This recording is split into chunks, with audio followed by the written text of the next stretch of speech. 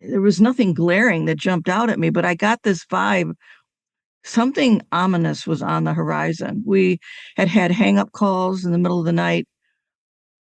You found the cigarette butts Yes, outside your window? yes, 3 dry cigarette butts, which is relevant because it had been raining for days. And that told me somebody had been out there recently. And every time I found I don't know how to, this sense of dread, and I tried to communicate it to him, he'd kind of pass it off like, what is wrong with you? Today on The Journeying Soul, I welcome Jan Canty. Jan is a beautiful soul who survived the unraveling of life as she knew it when her husband of 11 years, Al, a PhD with a thriving psychotherapy practice, disappeared. It started with strange phone calls and drive-bys and ended when Al was found dismembered and his secret double life amongst the drug users and prostitutes in their local red light district was fully revealed. Jan is now the author of several books, including her latest, What Now? Navigating the Aftermath of Homicide and Suicide.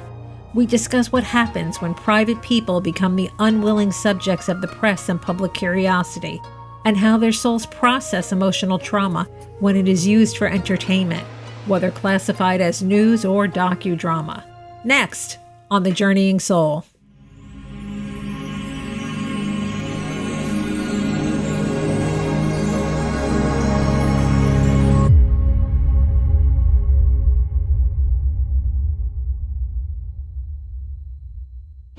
You became a survivor of homicide at a tender age in your 30s, and everything kind of unraveled in 1984. So tell me what happened in 1984. Well, the first shot across the bow was my husband didn't come home, and it was a very stormy day that day. So when he was hours overdue, I just dismissed it as the storm. But that first day grew into 10 days, and he never came home again. On the 10th day, I got a call from Detective Marlis Landeros of the Detroit Police Homicide Division asking me to come down to Detroit Police Headquarters. And I knew then what was probably going to be told to me. And they basically were very short on words. They basically said, we don't have his body yet, but we believe your husband's been murdered. And we'll keep in touch. In the meantime, go home and look at your finances, because we've heard rumors he was spreading money around in the Cass Quarter, which is the red district of Detroit at the time. And I was kind of sent on my way. I mean, it was probably 15 minutes. Mm-hmm. But that is partly because Detroit at that point in history had 600 homicides to deal with by July. And projected out to be close to 1,000. That's just in Wayne County. So they had no time for me.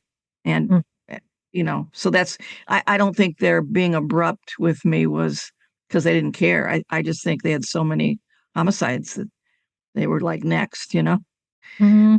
So also back then, I don't think any departments had any counseling services. Like there was no vocabulary for handling people. And also there's obviously the part of it too, where until they know what's going on, everybody's a suspect. So they don't want to handle you too gingerly.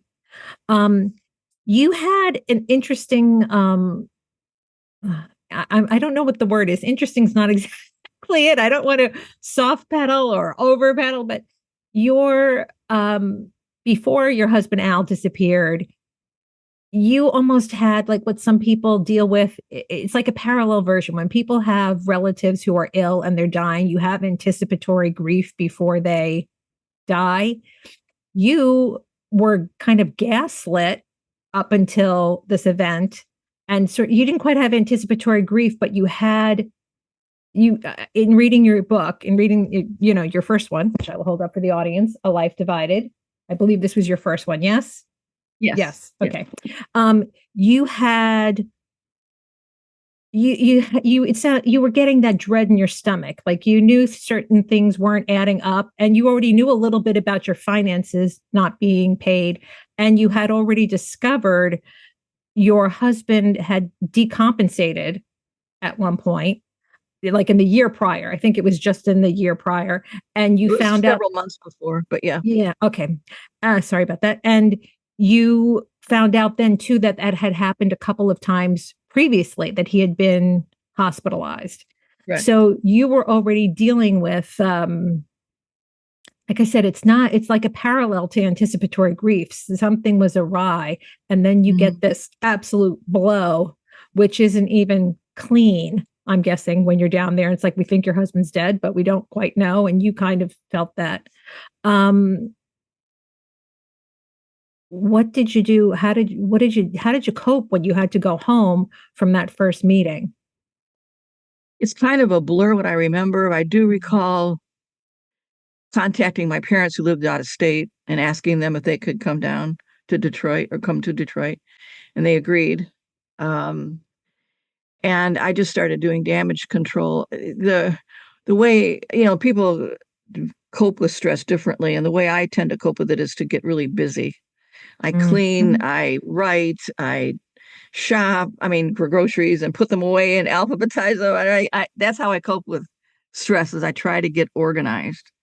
And I remember doing that, and I sat down and I looked at bills and I looked at mail and I tried to organize things. I reviewed our photo album, looking for clues. What did I not see?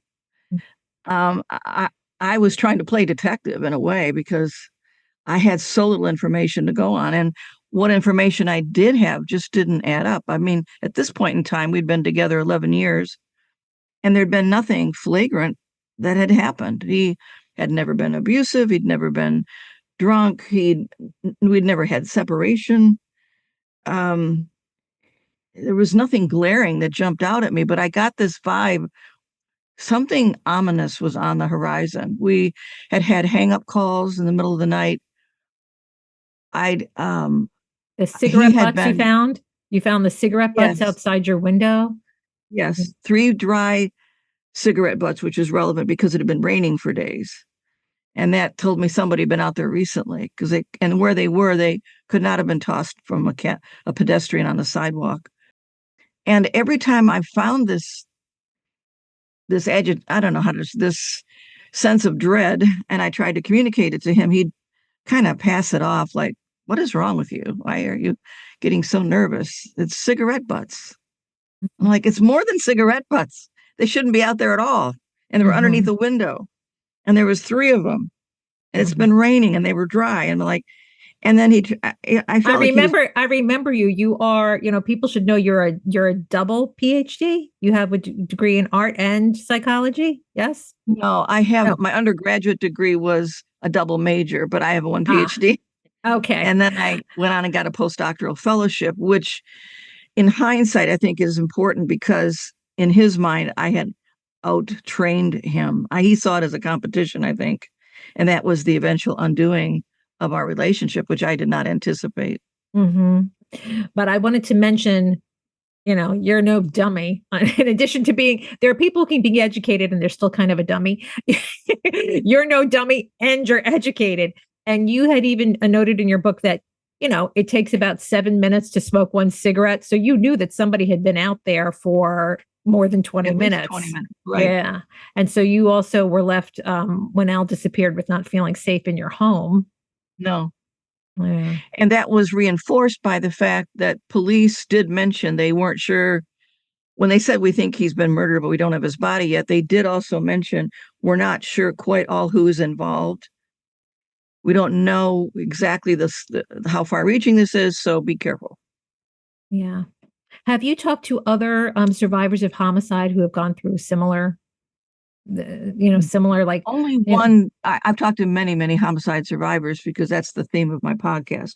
But having done that for 6 years, or I'm starting my sixth season, I will tell you that there's only one of all those guests who had what I was going through, which is called conflicted grief, which is that you're just suddenly blindsided with a ton of information after the homicide that suddenly starts to make sense that you did not see coming.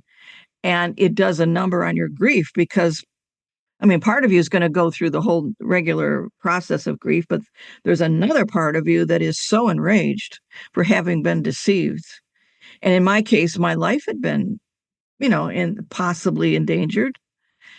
He had put us in debt to the tune of $30,000, which today is closer in 2024 dollars is closer to $80,000. I had no income because I just finished my postdoc within a few days. And here we were, and then to find out he owed money to the IRS, we owed money to the bank. His rent was way behind. Everywhere I looked, there was a problem looming. And I had no help because I was alone. My husband had been killed or was missing at that point. My parents were out of state. And you can only burden your friends so long. They have their own stuff to deal with. They were helpful, and they did help me search for him in those 10 days. But how long do you keep camping on their doorstep? And what could they really do for me at that point? Yeah. Is there anything in particular that you came in with that you wish that people knew about how to support people who have lost a loved one to homicide? Yes, absolutely. There is things that if they're close into, and I'm not talking about somebody you don't really know that well, but a close friend, absolutely, absolutely. They can do things. Leave the control in your hands. Leave the final decision in your hands. But they can ask you things like, "What can I do?" In essence, what they can ask is, what can I do that keeps you out of the public eye? Like they could say to you, do you need me to go grocery shopping? Do you need your cat to go to the vets? How about I cut your grass this week? Do you need prescriptions picked up? Do you need an escort to go to your physician's appointment, which I highly recommend people do early on.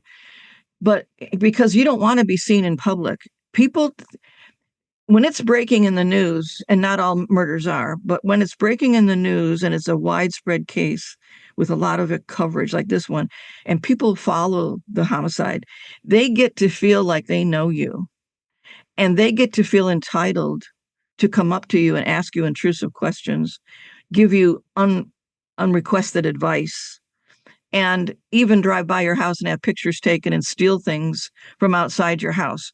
Well, a friend can intervene and say, I got the door. I'm going to have somebody parked in your driveway. We're going to keep the nuisance people away. I can be your family spokesperson to the media if you allow me to. And I can read your statement, or I can speak off the cuff of my, whatever you want. I can answer questions or not, depending on what you prefer. And when, like in my case, it was by the time I knew he'd been murdered, it would be great to have a friend say, look, I can go out and research. You give me the criteria, and I will go out and research funeral homes, cemeteries, crematoriums, and get all the information and bring it to you. And then you can make the final call rather than you having to do all that. Yeah, it's a very isolating kind of loss. I discovered from reading your book, because you have to kind of stay in the house, and you're a little bit imprisoned there. Because I was, the closest thing I can say that I've had that wasn't, but like what you went through, was when I was young. We had these lovely next door neighbors. They used to babysit me when my mom wasn't home, when I was coming home from school. And we got a call at night from Newsday, which is our local paper, wanting a comment on their death. They had both been killed in a car accident. And that was how we found out. You had things like the reporters wanted to talk to you. You didn't want to talk to them. And they photographed you through the windows of your house anyway. And another one, I think at another point, did she come into your practice under false pretenses? Yes. And these are professionals. Yeah, these are the media professionals. So yeah, I mean, right. and it puts you in prison in a way where you're in. And the media even intruded on his funeral to the point where I left early. Yeah.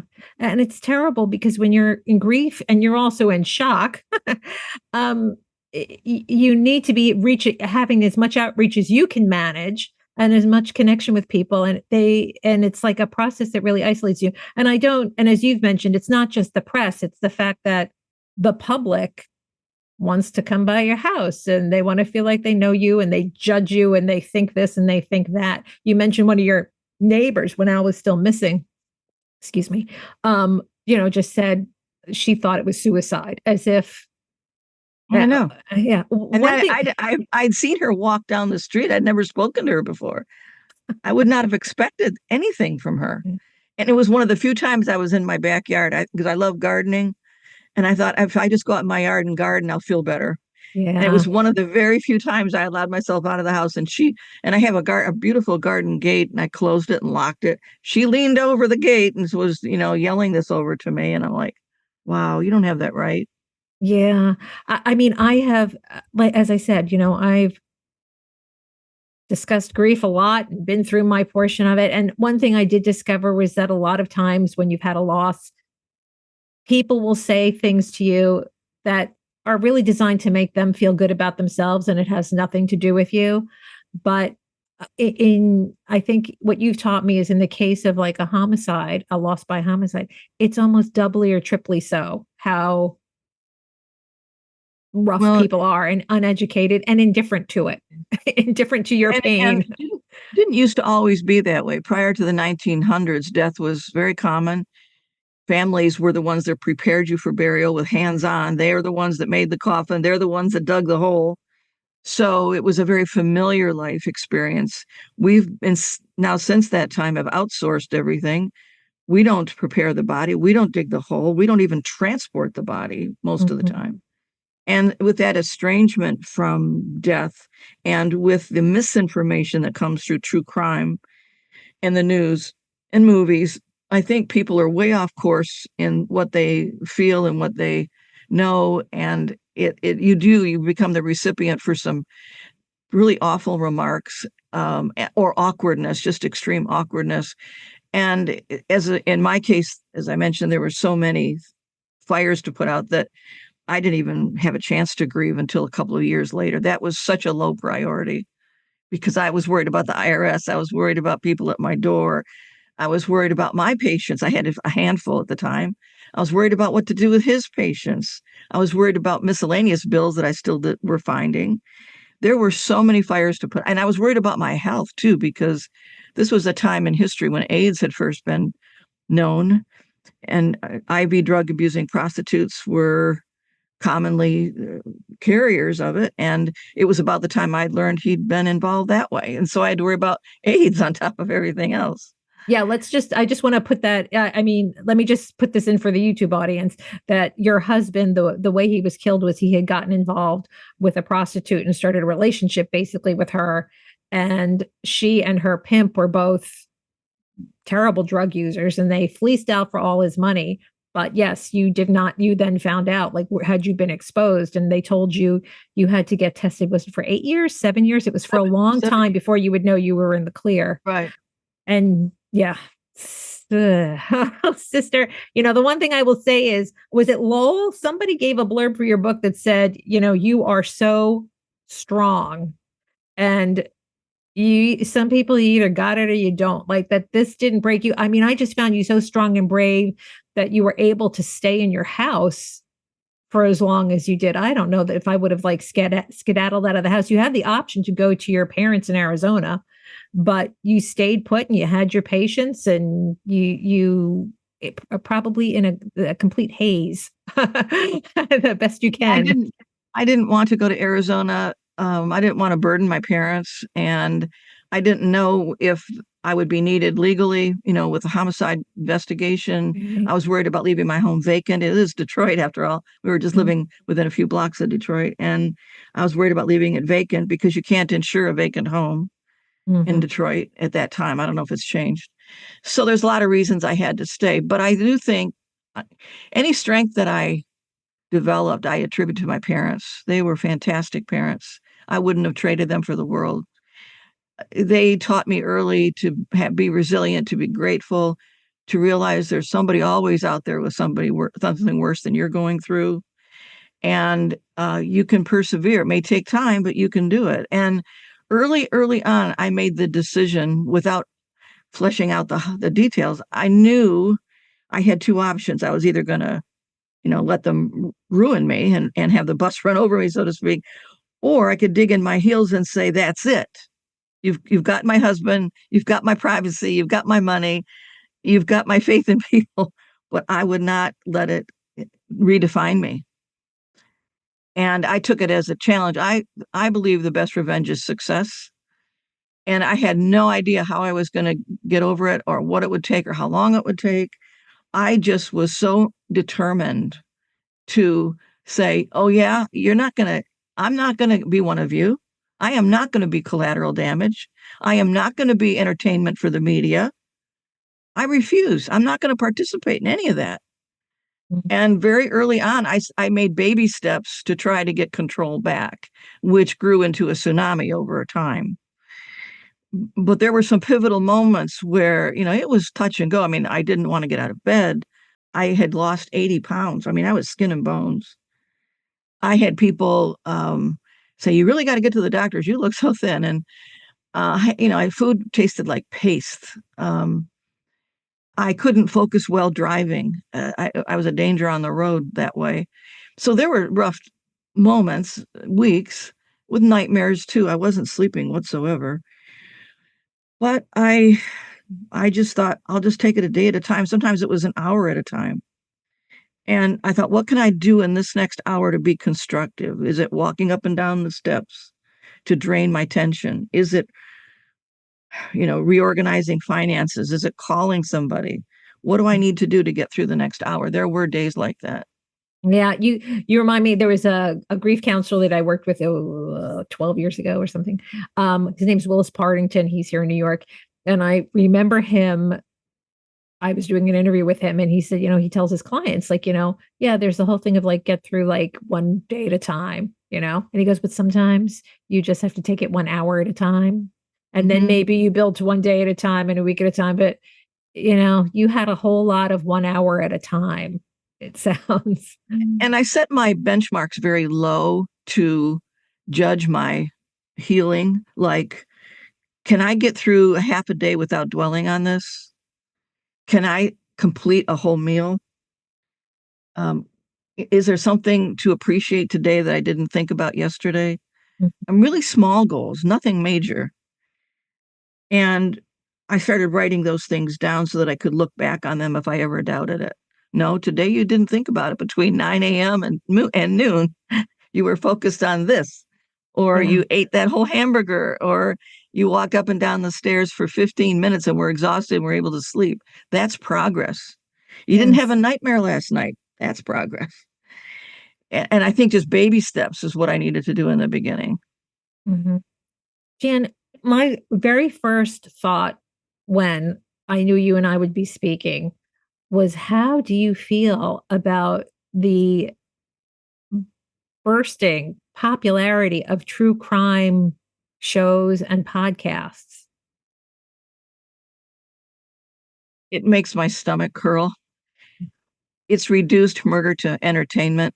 Yes. And there's a very prevalent explanation out there that I do not believe, which some criminal psychologists even endorse, which is that people in general, women in particular, like true crime because it gives them information and it helps them plan, what would I do if?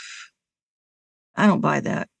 Because there's a lot of other ways to get that information, and that would not explain the reason for the 20th or 200th show on it, because the information's already out there.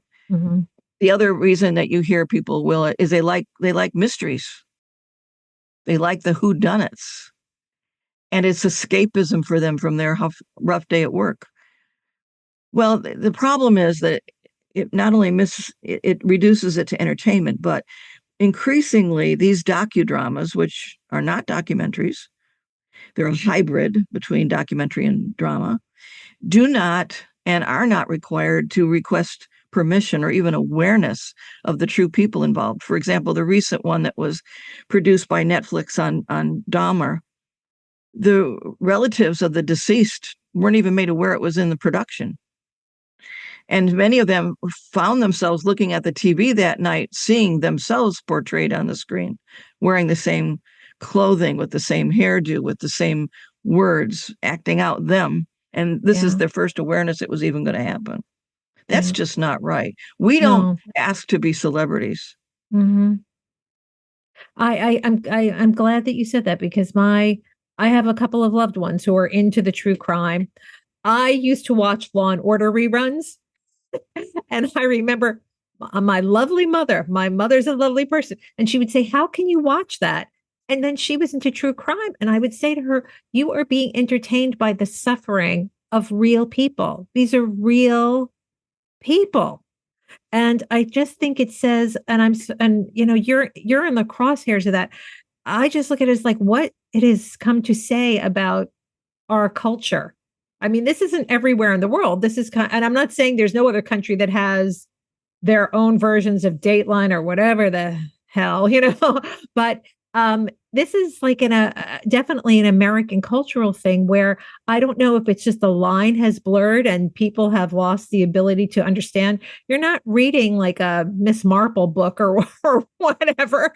These are real people, and that as you said, people there is an enjoyment in them. It's sort of like a very dark type of it's Schadenfreude, or it's not the right word because it's its own little thing. And I will just digress for 1 second more. It reminded me of that, like this phenomenon reminds me. There was a piece on 60 Minutes. Oh, this is few years ago, and it was about a French priest who was documenting, like basically sites in France and also around Europe where there were atrocities committed by the Nazis. And one of the things he found out and this is a very sweet man, and he was depressed to find this out, but what he found out was there were so many stories of people in the town coming to see the mass shootings of the Jews, whatever was going on, because they could enjoy it as long as they knew it wasn't them. And it seems to me that the true crime has that kind of aspect to it. And I don't know what we have to do to put people's moral compass back where it belongs. It's like there should be, I'm not saying people should look away from what really happens in the world, but the looking isn't towards supporting the victims. It's towards enjoying the whole story. And well, one of the things I think that could be done is to have legislation which states that the real people involved must consent to their caricature in a movie or documentary or podcast even before that information can be released. And boy, that would put the cap on a lot of it. And secondly, that the hybrid docudrama be reduced to a documentary, which means that you have to be more faithful to the facts. Because one of the problems is it does spread misinformation. I mean, for example, if you were to go out right today and ask 50 women how likely they are to be the victim of a serial murderer, they'd be, oh my God, The truth of it is murder is very rare, not suicide, but homicide is very rare. That's not common knowledge. And secondly, they cherry pick the cases that overlook a lot of people of color and that overlook males as victims. And the result of that is white women tend to overestimate their degree of vulnerability to murder.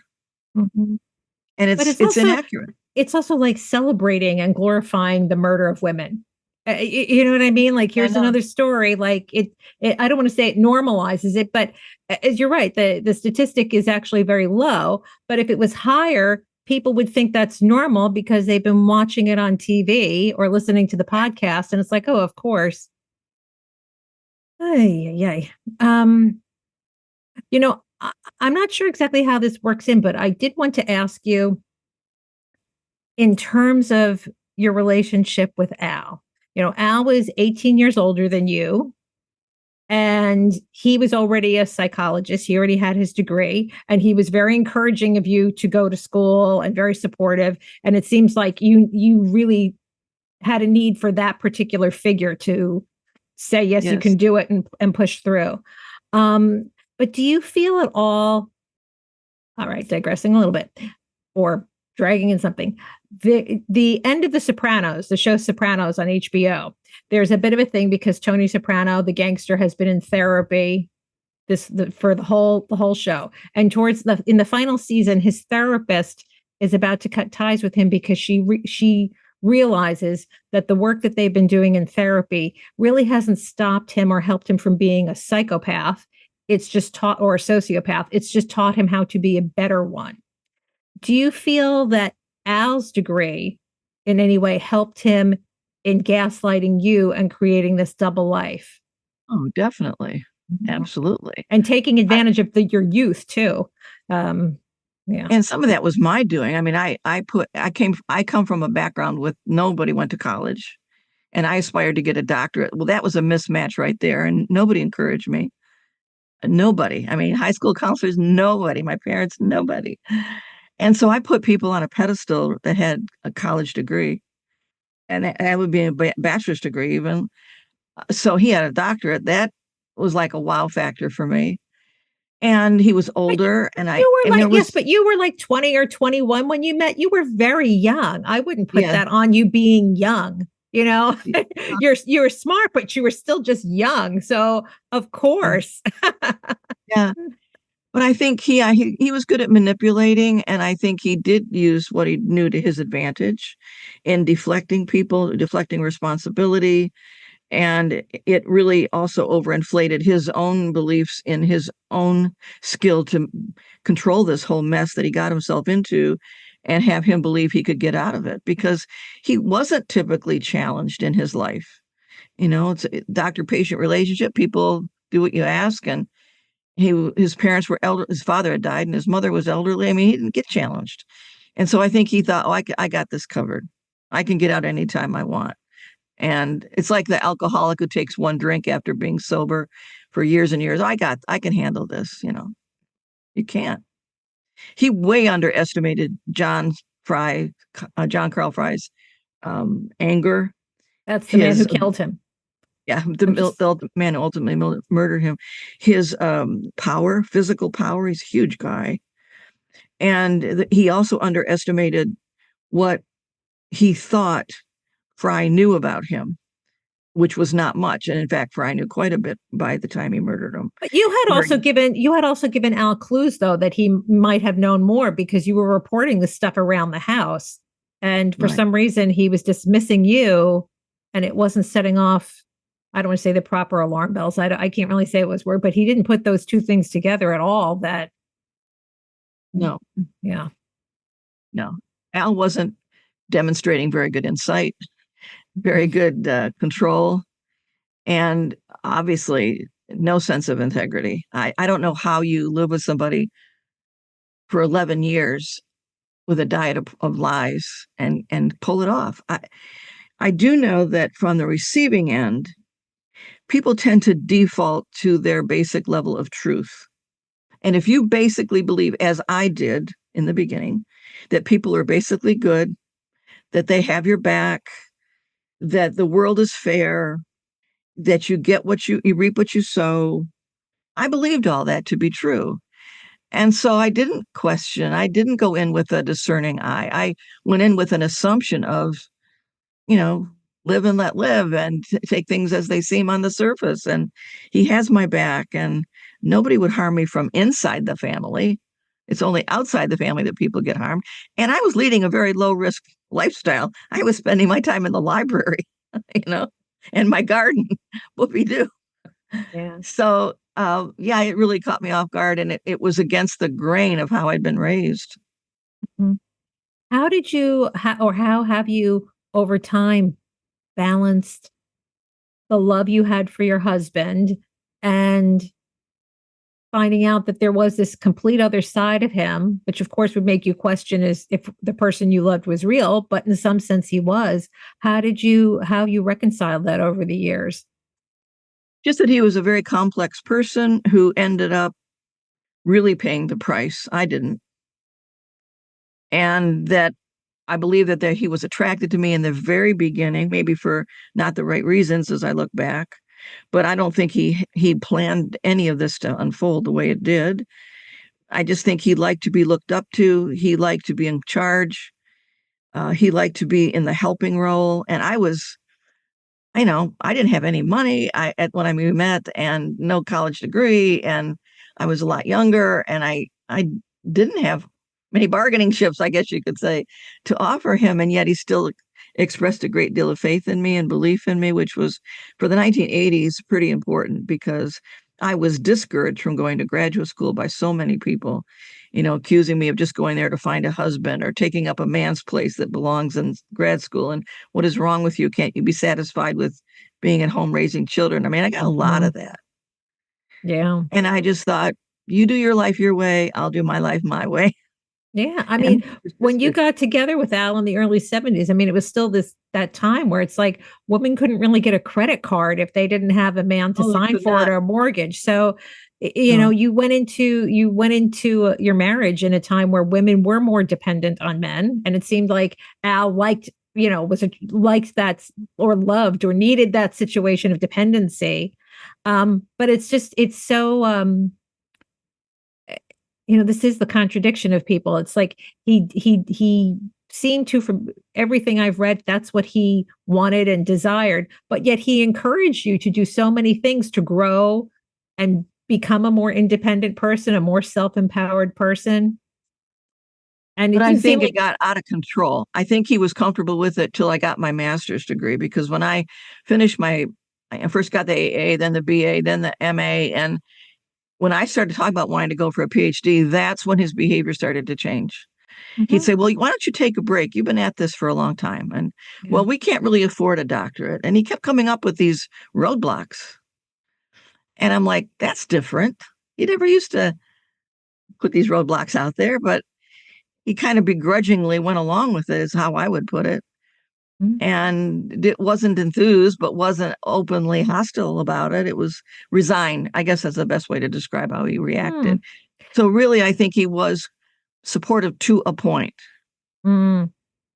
But after I reached what he thought would be my maximum development, and he started feeling threatened.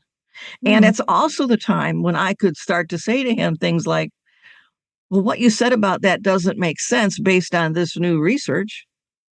And I would talk about, brand new research in psychopharmacology or systems therapy or whatever was on the horizon that was new, and he wasn't keeping up. And he did not like that. And I wasn't trying to put him in his place. I was trying to have a discussion. Like, well, why would you say that when the research says this? Of course you were. You were saying it in all innocence, like you're sharing information with your husband who's in the same field, Right. and you thought it would be welcome because you've, recently been in school. Yeah. Right.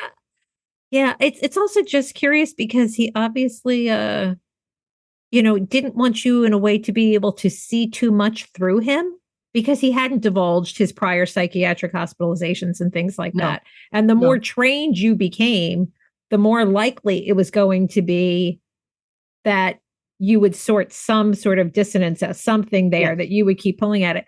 And it's interesting too, now that I'm talking to you, I hadn't thought about this in prepping or anything, but it's like he was playing a little bit of a dangerous game with you as he was with Dawn, the prostitute, and her John, like where he was, he went into a situation that was very dangerous. What was going on at home with you is a different kind of danger to his, saying his ego is too simple, but whatever his personality, And he was the was he, kind. I was just going to say, he's also the kind of person that liked danger. He liked to taunt danger. For example, we would stop at these gas stations in the inner city when we didn't have to. There was enough gas to get to the suburbs. Well, he'd stop in the inner city at night, get out and peel off cash on a roll of bills from his pocket to pay through a plexiglass bulletproof window for the gas that we were in the car with, but he put in the car. At home, I objected to him having repair people, electricians, plumbers, painters, whatever that we might need in the house when we were gone that we didn't even know. And he would say, well, what's wrong with you? Don't you trust them? I go, no, I don't even know them. And we just didn't agree on that. So I think he liked that danger, that inviting of the mystery of what could happen. But like with John Carl Fry and with me, he ended up not being able to stop the flashback from that. mm, yeah.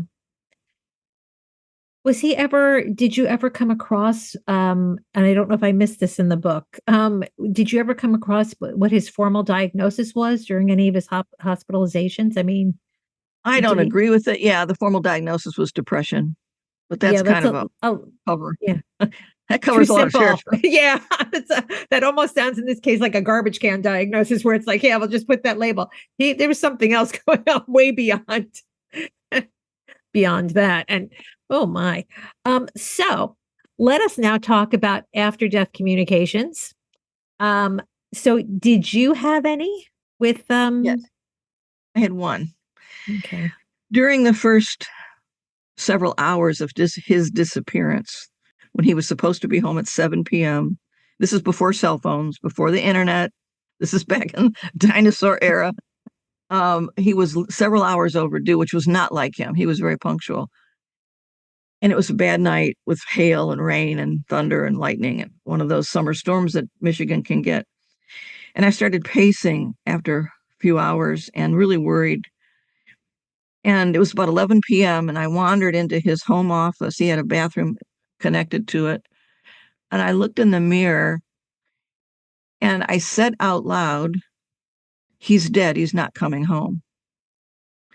And when I heard myself say that, I was taken aback because it was like my voice, but not my thoughts. And I shook it off and I thought, that's weird. This is stress. And I put it away. I thought, I'm not even looking at that. That's so strange. And it turns out when I pieced it all together long time later, that the time that I had that experience, he'd been dead about 4 hours. So it was true. And it was not something that I examined for decades or thought about. But what changed that was I eventually developed a podcast, Domino Effective Murder, in which I interview other homicide survivors. And they started, I didn't ask, they volunteered this kind of information to me. And at the first time this is against my training as a psychologist. And the first time I heard about it, I just kind of bluffed it off. I didn't really do much with it. Second time, same thing. The third time it came up, I thought, I better look into this. Well, that took me to the Department of the University of Virginia Department of Perceptual Studies, where yes. I love DOPS. Yes, DOPS is studying this, and to Dr. Penberthy, who had her own ADC, her own after-death communication experience as a person in her young 20s. And I just started voraciously reading up on it. And then I thought to myself, look, if this is coming up on the podcast without me asking, how much more often would it come up if I dare ask my new interviewees? So I made a pledge to myself to at least ask the question. And if they said no, then I dropped it. But they didn't say no. Many of them said, oh, of course. And here's this example and that. And some had multiple examples of this. So that was a revelation I had not anticipated that took over 30 years to reach me, to the point now where I'm working on a manuscript about that topic, and it's taken me to a cursory study of quantum physics.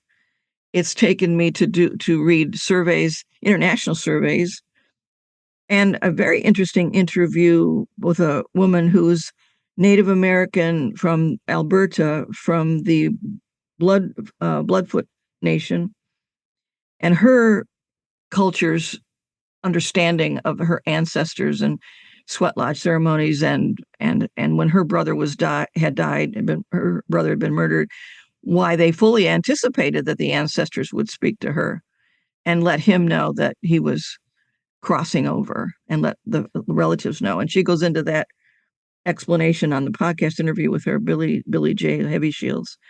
And her brother's name was Tailfeathers was his last name, Lane Tailfeathers. And so that got me into looking at history and how ADCs were thought about prior to 1900, which is totally different since 1900 to today in the United States, where today they're much more likely to be dismissed. And because we are in an era where we have a reductionist view of cause and effect, we don't ask the big questions. We ask, how does death occur? Well, consciousness in the brain stops, and with that comes all ability to communicate. But now we have evidence, that hard evidence, that the consciousness probably does not reside within the brain. It resides externally. And if it does, then that paves the way for after-death communication. And one of the hardest pieces of evidence I've run across, and maybe a lot of your listeners have already heard of this, is the famous case of Pam Reynolds, who was in surgery for aneurysm at the base of her brain. So she was very monitored. She was hooked up to EKGs and EEGs and heart-lung machines, and you name it. She was hooked up and was clinically dead for 2 hours. She flatlined as expected. They did. Let me just repeat, because I think we're talking about the case where because of the surgery she was having, they literally had to bring her body temperature down and stop all her activity to do the procedure they were doing. So she was clinically dead in every way. Go on. Every day. Her EEG was flatlined, and she was breathing only because of the heart-lung machine, which is something they do with routine heart surgeries today. But my point is, they had the data there that she was dead clinically and expectedly, given the procedure they were doing. But after the surgery was over and they returned the blood to her brain and warmed up, returned it to her, and she went back online, so to speak, she had excellent memory of everything that went on in her surgery, what tools they used, the name of them, where they were located, the conversation between the surgeons, what music was playing in the background, who was waiting in the lobby for her, what conversations they had, and so forth and so on. To which the physicians kind of looked at each other like, that's not possible. Well, it isn't possible if you adopt a reductionistic viewpoint of science. You can't explain it. And what we know is that she's not alone in these kinds of experiences. There's another one I'm going to cover in my book by Jon Lorber, who's from the UK, and he's a specialist in spinal bifida with children, which is a disease in which your spinal cord does not fully mature in the right way, and you get, quote, water on the brain, to make it simple. And he was referred a case of a young mathematician who was normal in every way. He had graduated with honors. He was, as I said, employed as a mathematician. He did not have seizures or tremors or paralyzation, nothing unusual about this man, except that when they did an MRI of his brain, it almost wasn't there. 98% of it was fluid filled. He was operating on 2% of brain matter. Jon Lorber presented the findings at a major conference saying, is a brain even necessary? To which he got a lot of pushback. But since that time, until his death, he found 600 more cases like it and documented them. And there's the evidence on the MRI screen. And you know, the white matter of the brain should look like a cauliflower when you open the brain up. It should look moist and abundant with white matter, like a cauliflower looks. And his looked like 2 fluid-filled sacs. Well, how can that be? How can you maintain consciousness with almost no brain activity? And so there's a lot we don't know. And one of the things I just got done writing this part of it last night, you could chalk it up to a lot of other unsolved mysteries that we have in our culture, whether that's about the Bermuda Triangle or these civilizations that vanished, like in North Carolina, the Roanoke culture in the 1500s just vanished. We don't know why.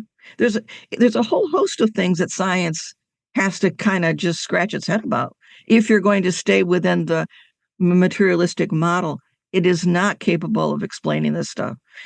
And that goes along with Thomas Kuhn's theory of science, which basically says that once you get a robust number of events that cannot be explained by the current paradigms, you either resolve them using the current paradigms or change the paradigm. And that's where we're at today with ABC. Yeah. And I think you touch on the thing that I think is the most important question of our time is, what is consciousness? We're not able to define it. Part of it's probably because we're looking out through it, trying to examine it. And you also brought up the question of, like you said, there's physics mentioned in your book, because it's like, is this a function of the quantum foam? Like, are you having an ADC just because of the quantum field? It's just information you're getting. Or is it literally somebody's consciousness sending that information to your consciousness. We don't know. We don't have the tools and the ability to measure it exactly. But with the evolution of medicine and our ability to do things like a surgery where you're killing somebody basically on the table to remove their aneurysm, and other things where people have been resuscitated. I know there's Dr. Sam Parney at NYU who's done a lot of work in this area. We're getting a little closer. And I think I had a gentleman on my very first episode, Joe Gallenberger, who's from the Monroe Institute. And I just thought of him because he was also talking about the Department of Perceptual Studies. And Bob Monroe, like one of the things he was trying to, he's now deceased, but one of the things he was trying to prove is that there is like a persistence of our consciousness. Our consciousness does survive, whether you call it a soul or consciousness. And that if people had that understanding, it could take, and really like, you know, I don't say belief like a religious belief, like belief because it's true. It would take so much pressure off of living to know that, you know, the physical body, it's not the whole thing. And it would also impact grief. Yes. Because you know that you have ongoing, the relationship hasn't ended. Yes. It's different. Changes form. Mm-hmm. Right. Yes. So just going to throw this out there, Jan, when you finish your ADC book, throw me a line if you want to come back on the show. I would love to talk to you about that when your book is done. But for now, I am going to move us to what I call my lightning round of questions that I ask all my guests. Oh, so my first question is, what does a well-lived life look like to you? Oh, that's simple for me. And it's something that's not original with me. It was something my mentor said that I've never forgotten. He said, the ideal life, the best life, is to have a life in which you can't wait to get to work and you can't wait to get home from work. That is nice. And I think in a nutshell, there you have it. We sort of touched on this, but what do you suspect is the true nature of reality? I believe that the true nature of reality, when you peel it all back, when you get down to brass tacks, is that our main mission is to care for the vulnerable and one another. And that's highly simplistic. And let me put it another way, I love dogs. And I think if we lived our life like dogs do, the world would be a better place. Because I saw this one saying where this little 6-year-old had said, the reason dogs don't live as long as people is because they love life and they love people. So they already have learned that lesson. They don't need to live into their 70s to figure that out. Yeah. Because as you age, now that I am in my 70s, you start to see things differently, and materialistic goods don't count. They're not so important. Your priorities shift, and you start thinking about your legacy, your impact, what you can do to leave the world in a better place that you found it, because there's certainly a lot of ways to do that.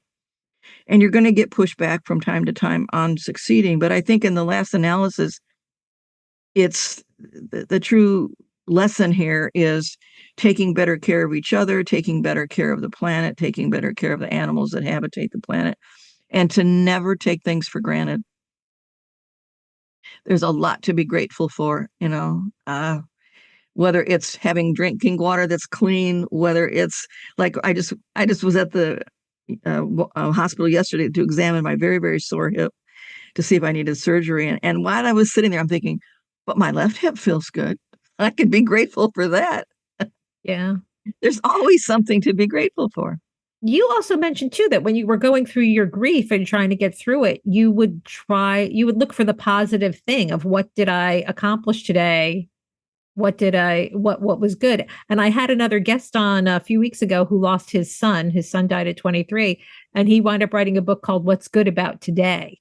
Like that point of just looking for that, even in the middle of the misery, what's good about today? So you can try. Right. Yeah. It's a test sometimes, but you can try. And this was brought home to me because I've traveled to 5 different continents. And I prefer to go in very, very remote places, way off the beaten track, where you might not even have electricity or clean water. And boy, was that an eye-opener. Oh, my God. To meet with a number of people I have met with who had unspeakable tragedies, chronic illnesses, lack of human basic rights, and yet they they smiled, they were hospitable, they created beautiful artwork, they were grateful for something, they felt like they had a purpose. And I came away from that looking at our culture differently, like, boy, we complain a lot. Mhm.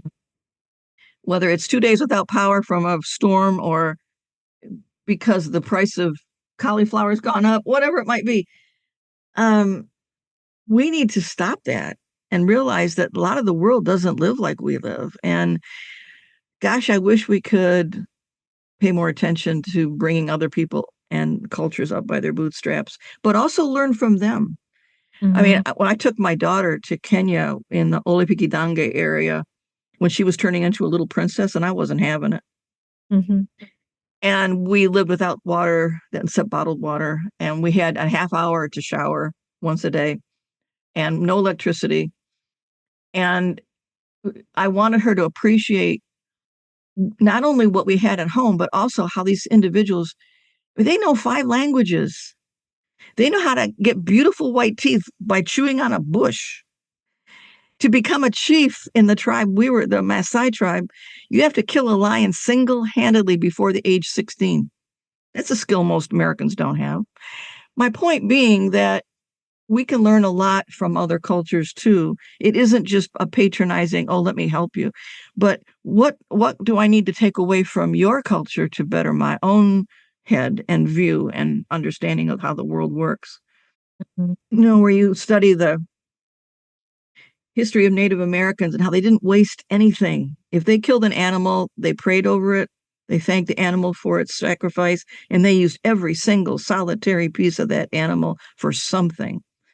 And then you look at pictures of uh, pioneers, and they're sitting on top of a mountain of buffalo with a grin on their face just because they could. I Mhm. just so I just think we need to really learn from one another, take care of one another and our animals because it's a. I think you judge a culture on how it does that. How well is it taking care of its most vulnerable people, whether that's handicapped or mentally ill or very young or very old or whatever it might be, because any of us could join them tomorrow. There's Mhm. another selfish reason for doing that. You get hit Mhm. by a truck, you have a stroke, you could be in that shoes tomorrow. Jan, I don't even know if that's selfish. I just look at that as that's reality. The reality is we all die. And whether you die suddenly, like you've had to deal with, you're murdered or you're in a horrible accident, or you die after long, we all die. So that's where really people should have that humility to Yeah. know that, we're all in the same human boat and it doesn't last. It's just this small amount of time. And even though sometimes, we're talking about after death consciousness and survival of consciousness, our time here seems very long sometimes, but it's The really flash in the not. pan. Yeah, No. and time is measured, I think, is differently measured when you're not in the body also. But again, that's part of what we don't exactly know, but that's what I suspect. Mhm. I So agree. you actually answered my next question, which was like, how do you think people should take care of take care of their soul or their consciousness? And you were talking about being connected that way. Sounds like Mhm. that would be your answer. Um, when you die, assuming our consciousness survives, which I think you do, what do you hope to learn or discover or find? I think it would be terrific if I would be able to be like, I don't know how to word this. If I could be like a secret resource and drop in on people's lives and encourage them or get them to the right path You without want to them be knowing. you want to be an angel. You basically are saying Okay. you want to be an angel, I think. Um, I think that'd be so cool. I mean, I realize people do learn by making mistakes. I get that. But encouragement is never a bad thing. And I think it's, and particularly women, I find are catty with other women and competitive and men with men. And I'm like, that's so dumb. I just think it would be cool to be able to work behind the scenes and to really help people take advantage of the time they do have on earth and make it count, make it positive, and to find ways to learn from the negative when it will happen, because it will. That would be wonderful. And to not be bogged down by physical, pain or, all the stuff that you endure as you get older, needing glasses, needing hearing aids. It'd be so nice to be free of all that and to feel like you did in your 20s, but have the knowledge you have in your 70s. Yes, that's the dream scenario. Right. All the wisdom, but in a young body. But it doesn't work that way. No, it does not. In fact, I think sometimes your wisdom comes from having, I have, I was just talking with my doctor yesterday about my hip, and I said, to think I used to do triathlons and now I have to walk with a cane part of the time. That's a long way going down, Yeah. Very Yeah. frustrating because I have so many things I want to do and I want to do them independently. Like if I'm in my garden and I want to lift a 40-pound pot of dirt, I want to do that. I want to Yeah. ask for help. I enjoy it.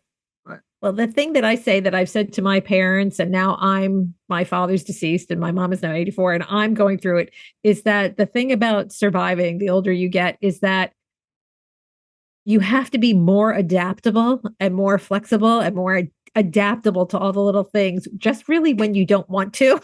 But yes, that's what the calling is. So, yes, yeah. and more patient. Mm, More patient. I think when I was this way too in my 20s, I wanted it yesterday. And, you find out, no, it's going to take me twice as long to get off the ferry and walk to where I need to catch the Uber to get to the yeah. hospital. That's little things like that. And I do have to ask for help more than I wanted to. And, I'm not built that way, but I'm very fortunate that I have wonderful people around me always asking, what can I do? How can I help? And they're always so gracious. On the few times where I do have to ask them for help, they're so nice about it. And I try to reciprocate, not that they ask me, but when I can do something for them, I'm more than willing to do that. And that's how the world is built. I mean, I may not be able to help them lift something heavy, but I can sure make them a nice Thanksgiving dinner and have them over. Mm-hmm. So Mm-hmm. So, Jan, where can people find you and the good work that you're doing? I try to keep it really simple. Everything's on my website. So Okay. all they do is go to www.jancantyphd.com. That's JANCANTY. Okay. phd.com, and my podcast is there, the books. I also on that podcast have a lot of free resources for people in grief, and I have a active blog that talks about issues of grief and homicide that I think are narrow in scope by design and And I want to try to hold up your offer other help. book that I didn't Oh show. yeah, my other book. This is Yeah, my your, second book is a reference book. It's called What Now? Navigating the Aftermath of Homicide and Suicide. That is a book. It's about 450 pages. It is organized longitudinally, so it starts with the death notification and goes through funeral planning and the investigation and what friends can do. And there are certain chapters that can be skipped over if they don't relate to you. Like there's a chapter on crime scene cleanup. There's another on grief in children. And if that's not relevant, you don't have to look at that. But my intention here is to pull together in one volume a lot of the fragmented resources that are out there. Because if you're in the boat in the immediate, especially in the immediate aftermath of suicide or homicide, you don't have the wherewithal to do this. And friends want to help, but they don't have the wherewithal. The information can be found, but it takes a lot of effort to research it and find it and then make sense of it. And so what I was trying to do is to knit it together in one spot and say, this yeah, is what, this is if you're going through this, somebody close to you's been murdered, this has everything to help you navigate. So, okay, Jan, any final messages for the audience today? I'd like to end with my favorite quote by Helen Keller. I use it on my podcast, in which she says, "The world, the world is full of tragedy, but it is also filled with the overcoming of it." And I think that's true. That That's doesn't lovely. guarantee that you're going to be back at baseline, but it does mean that you can pivot it to something positive. and you won't be alone. There's a lot of people out there who are wonderful advocates who have risen above and I get the privilege of meeting them all the time on my podcast. Mhm. They're all veterans. They're all successes. They've taught me a lot. And to me, that's the bottom line, is the exchange and the sharing of support. Yeah. Yeah. I don't know that there's a baseline because it's like your identity changes. You become a different person. Yeah. And I'm sorry for all the suffering you went through, but Jan, you're super cool. You've taken every ounce of it and you're giving it to other people. And I didn't even mention that, sort of the end of the story in the book a little bit is that you wound up adopting two girls who themselves were the survivors of a homicide, their father who killed their mother. And it's like, you're hot stuff, sister. My babies that are now 30. Yeah, when I came down with cancer, my younger one just literally gave up her life and came and stayed with me for 3 months while I underwent the autologous stem cell transplant procedure. And if I live to be 100, I will never forget the moment I looked into her sweet face. She was 23. And I said to her, "You look so tired taking care of me. I hope I haven't put too much on your shoulders." Mhm. And she's turned to me and she said, "Mom," she said, "you saved my life. And now I'm helping save your life." Thank you, Jan. And on that note, I'm going to say thank you for being on the show. Thank you for having me. Thanks for watching. Click to join us on another journey, and don't forget to subscribe.